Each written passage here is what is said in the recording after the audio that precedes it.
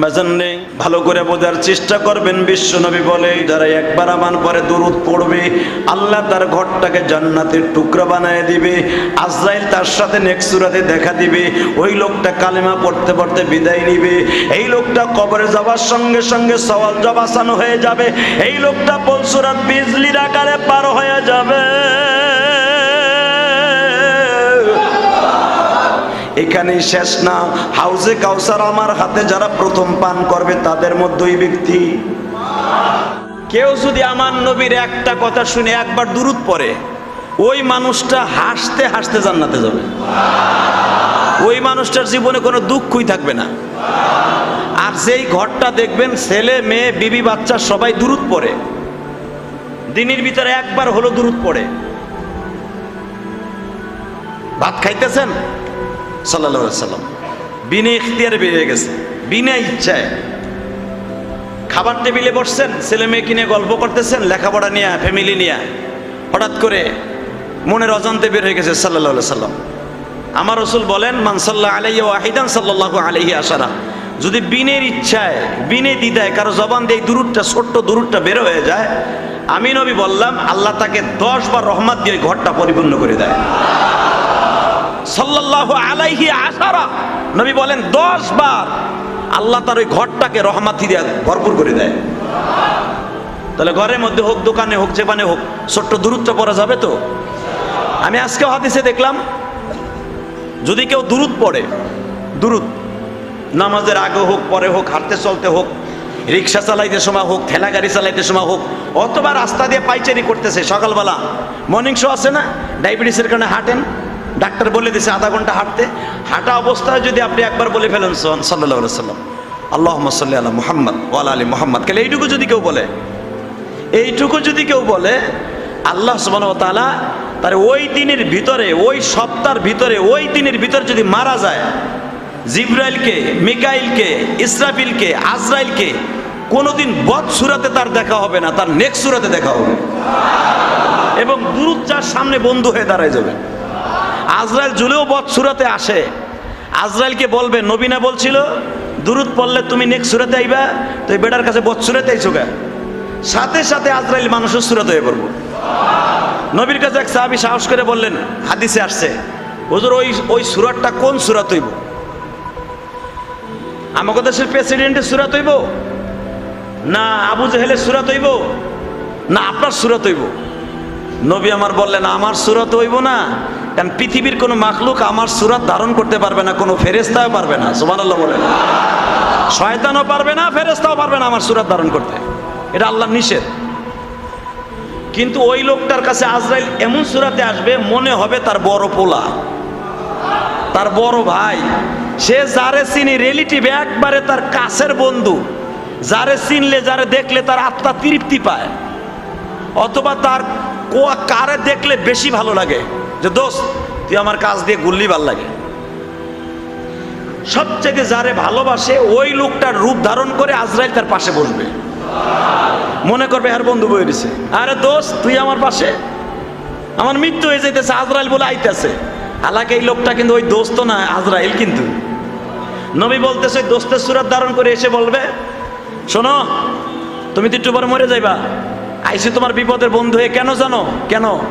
তুমি গত পরশুদিন শুক্রবার জিহাদি সাহেবের কথা শুনে, এটা জিহাদি সাহেবের কথা না, এটা হাদিসের কথা, তুমি জিহাদি সাহেবের কথা শুনে আমলটা চালু করছিলা, সাল্লাল্লাহু আলাইহি সাল্লাম বলছিলা, তো তোমার এই দুরূদের বরকতে তোমার মৃত্যুটা আজরাইলে আসবে, কখন তোমার জান নেবে তুমি ঠিকও ভাইবা না।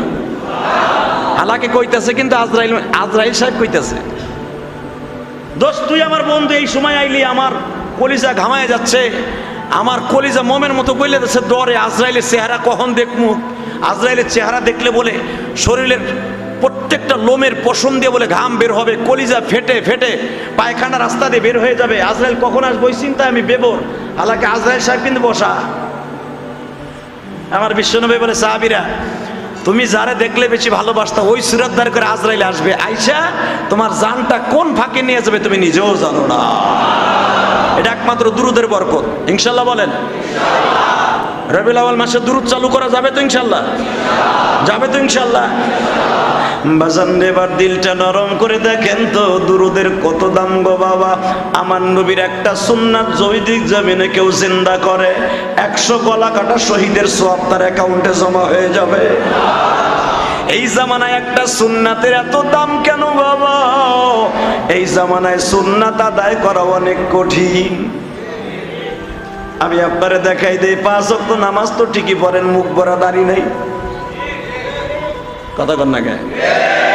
দাড়ির কথা কইলেই কয় হুজুর আমার বউ কয় তুমি এত তাড়াতাড়ি বুড়ো হইবা মানে?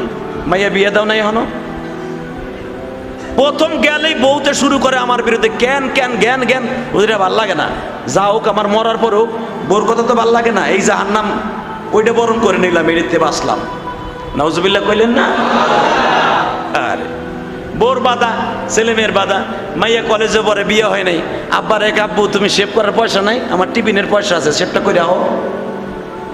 কথা বলেন না কেন?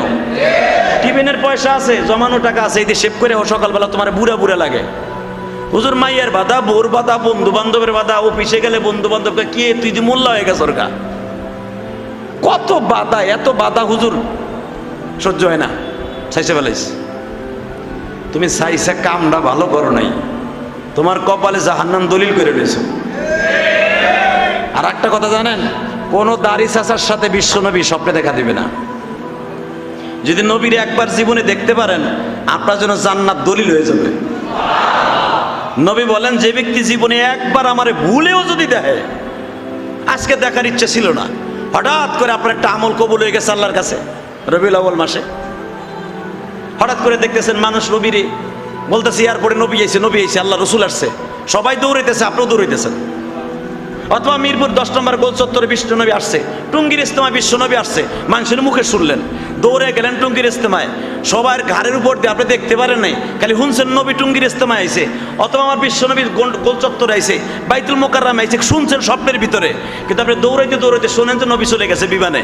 কিন্তু এই যে দৌড়াইতে দৌড়াইতে বাইতুল মোকাররম পর্যন্ত গেছেন, এতটুকুর আমলের কারণে আপনার নেক্সট সূরাতে আজরাইল দেখা দিবে। কি মনে করলেন আপনি? তাহলে নবীরে দেখার নিয়ত আছে না? নবী কিন্তু বেশিরভাগ রবিউল আউয়াল মাসে বেশি দেখা দেয়, হজের মাসে বেশি দেখা দেয়, তারপরে মুহররমের চাঁদে নবী বেশি দেখা দেয়, রমজান মাসে বেশি দেখা দেয় শেষ দশকে। এই মাসগুলো আপনারা টিক মার্ক দিয়ে চিহ্ন দিয়ে আমল করেন, নবীকে দেখতে পারবেন ইনশাআল্লাহ তাআলা। আর জীবনে একটা বার আমার নবীরে দেখলে কোনোদিন ওই লোকটা জাহান্নামে যাবে না। বাজান নেই, ভালো করে বোঝার চেষ্টা করবেন। বিশ্বনবী বলেন যারা একবার আমার পরে দুরূদ পড়বে আল্লাহ তার ঘরটাকে জান্নাতের টুকরা বানায় দিবে, আজরাইল তার সাথে নেক্সট সূরাতে দেখা দিবে, ওই লোকটা কালেমা পড়তে পড়তে বিদায় নিবে, এই লোকটা কবরে যাওয়ার সঙ্গে সঙ্গে সওয়াল জবাব আসান হয়ে যাবে, এই লোকটা পুলসিরাত বিজলির আকারে পার হয়ে যাবে।